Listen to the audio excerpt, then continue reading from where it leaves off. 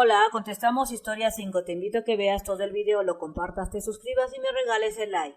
Recuerda que en Mex Primaria tenemos explicado y resuelto los libros de todos los grados de primaria. Para quinto grado tenemos ya resuelto el libro de matemáticas, español, historia y ciencias naturales. Visita la página mexprimaria.com.m y el canal en el YouTube.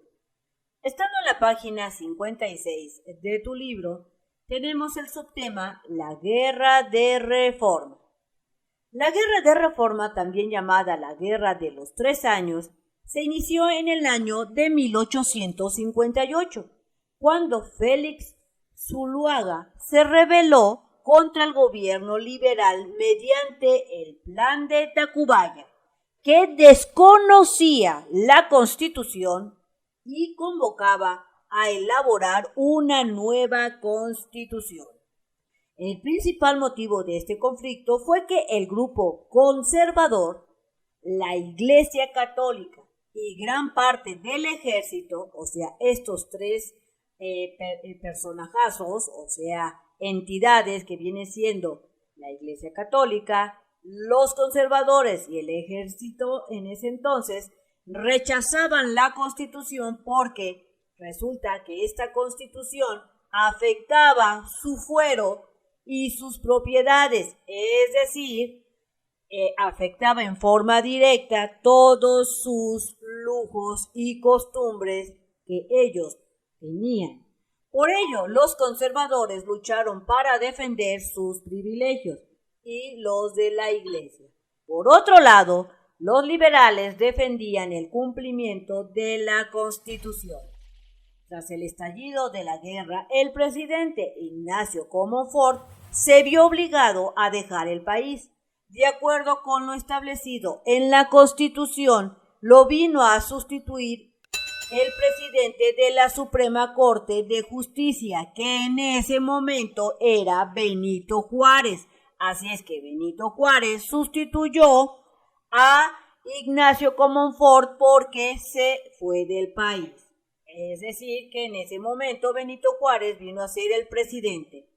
Por su parte, los conservadores se apoderaron de la capital y nombraron como presidente a este señor Félix Zuloaga. De esta forma, el país contó con 2 presidentes. En ese entonces había 2 presidentes en México, Benito Juárez y Félix Zuloaga. Por el bando de los conservadores se encontraba este señor, Félix Zuloaga, quien ubicó su sede de gobierno en la Ciudad de México. Y tenemos como segundo presidente en ese momento a Benito Juárez. Recordemos que Benito Juárez fue puesto porque así lo marcaba la Constitución. Del lado liberal estaba entonces Benito Juárez, quien gobernó desde Veracruz. La Guerra de Reforma dividió a la población en 2 bandos.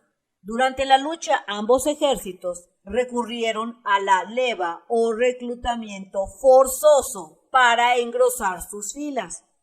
Esta lucha fue la más brutal de todas las guerras que el país vivió durante el siglo XIX. Finalmente, los liberales vencieron. En 1861, Benito Juárez hizo su entrada triunfal a la Ciudad de México para establecer su gobierno. Durante la guerra, el gobierno de Juárez promulgó la llamada Leyes de Reforma, con el propósito de limitar aún más la influencia maligna que en ese entonces ejercía la Iglesia Católica. A continuación se presenta un resumen del contenido de dichas leyes. Resulta que dentro de estas reformas tenemos las propiedades de la Iglesia pasarían a ser bienes de la nación. Los nacimientos, matrimonios y muertes solo podían reconocerse por el registro civil. Es decir, que si tú te casabas por medio de la Iglesia, estaba muy bien, pero si querías que fuera reconocido tu matrimonio de manera legal, tenías que casarte por medio del registro civil. El gobierno administraría hospitales, cementerios y establecimientos de beneficencia sin la intervención de la iglesia. Y es que en ese entonces la iglesia se pasaba de lanza, metía influencia y todo ese dinerito que sacaba se lo quedaba la iglesia. Se establecía la libertad de culto, la cual garantizaba que cada persona podía elegir su religión. Podían ser católicos, protestantes, judíos, etc. Estas leyes resultaron súper mega importantes y su idea prevalece hasta nuestros días. Por ejemplo, gracias a ella, los mexicanos podemos elegir la religión que mejor nos parezca o ninguna. Además, gracias al registro civil, el gobierno puede llevar un control de la población, desde el nacimiento, que queda registrado ahí en tu acta de nacimiento, en donde en esta acta de nacimiento puedes encontrar información de quién eres, cómo te llamas, quiénes son tus padres, etc. Y aquí te hacen una pregunta. ¿Te has preguntado qué datos hay en tu acta de nacimiento? Así es que yo, analizando, puedo responder que sí, y contiene nombre completo, lugar y fecha de registro, lugar y fecha de nacimiento, nombre completo de los padres, de los abuelos. En algunas actas están información de control de registro civil, como el folio, la foja y las actuales informaciones que viene siendo el CURP y el código QR. Siguiente pregunta que te hacen es: ¿en qué circunstancias la utilizas el acta de nacimiento?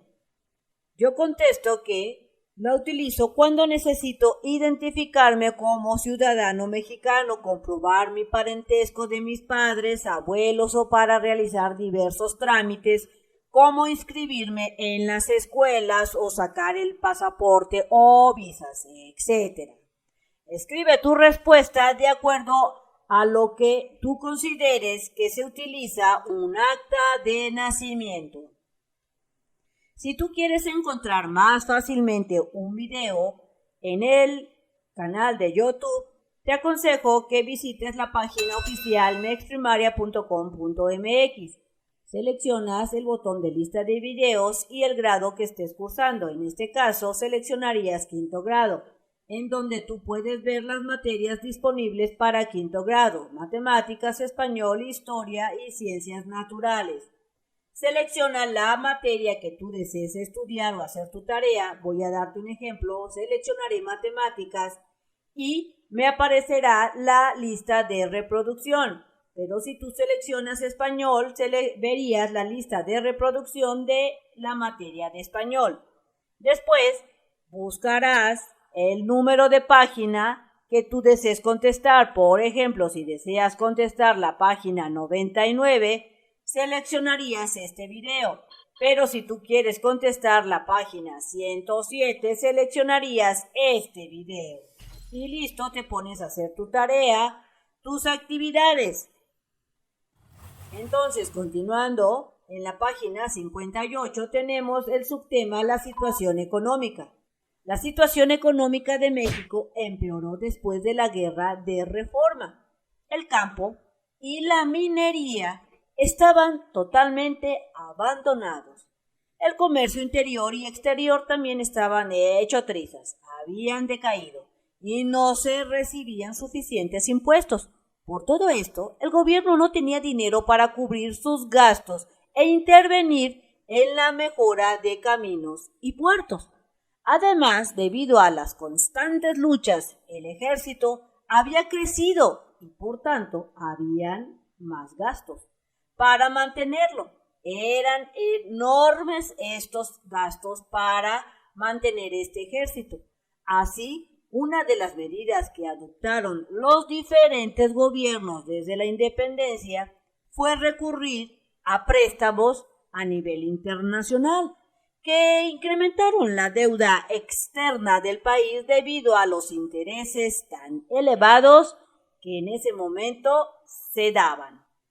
Ante la falta de recursos, Juárez decidió suspender el pago de esta deuda que se tenía con países como Inglaterra, Francia y España, aunque prometió volver a pagar en cuanto fuera posible.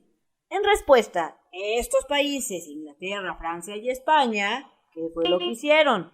Bloquearon los puertos del Golfo de México para afectar el intercambio comercial y exigir la liquidación de ese dinero que se les debía. Juárez negoció con España y también negoció con Inglaterra. Estos dos países retiraron su ejército con la promesa de que reiniciaría el pago de la deuda en cuanto la situación del país lo permitiera. Así acordaron con Juárez. Entonces España e Inglaterra se fueron del país. Sin embargo, Francia no aceptó esa negociación y se inició la intervención militar de Francia en México. Aquí en esta parte tienes comprendo y aplico. Te dice que analices en tu grupo si una deuda económica es un motivo válido para invadir un país. Así es que estando en tu grupo van a debatir, comentar, a platicar si ustedes o tú crees que porque un país le deba a otro es motivo suficiente para invadirlo. Aquí en tu libro te dice también que comenten si estuvieran en la situación que enfrentó el presidente Juárez, de que estaban súper endeudados, no tenían dinero para pagar. Te pregunta el libro, ¿qué solución propondrías tú? Así es que de acuerdo a lo que estén debatiendo, di tu respuesta. Tal vez tú dirías que se debió seguir pagando, pero recuerda que no había dinero. O tal vez tú decidirías aumentar muchísimo los impuestos. ¿Qué es lo que harías tú? Y luego aquí te dice que te apóyense en las siguientes opciones y concluyan cuál sería en su opinión la más adecuada. Así es que te dan 3 respuestas. La primera es suspender el pago y buscar una negociación. Otra respuesta puede ser ceder una parte del territorio nacional a cambio de la deuda, es decir, vender un territorio mexicano. ¿Crees que sea esta una solución? ¿O qué tal? Aumentar impuestos, pedir donaciones a la gente y vender las propiedades públicas para recaudar dinero y liquidar la deuda. ¿Piensas tú cuál sería la respuesta? Yo considero que la respuesta sería suspender el pago y buscar esa negociación como actualmente hoy en día se sigue haciendo. Selecciona tu respuesta de acuerdo a tu análisis. Bien amigos, esto sería todo en este video. Espero que te sirva la información. Si es así, te invito a que la compartas, que te suscribas y que me regales ese like. Y recuerda que nos vemos bien prontito en el próximo videito. Bye bye.